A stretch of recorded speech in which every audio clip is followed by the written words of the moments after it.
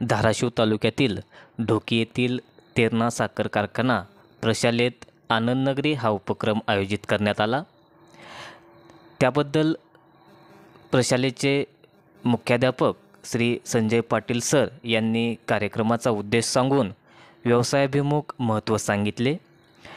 तसेच अरुण देशमुख उपाध्यक्ष शालेय व्यवस्थापन समिती यांच्या हस्ते संपन्न झाले। त्यानंतर सर्वांनी विविध स्टॉलला भेटी देऊन तेथील पदार्थांची खरेदी करून आस्वाद घेतला।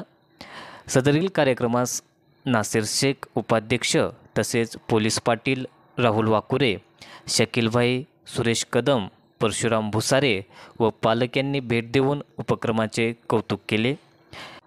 यामध्ये विविध खाद्यपदार्थांचे 35 स्टॉल लावण्यात आले होते।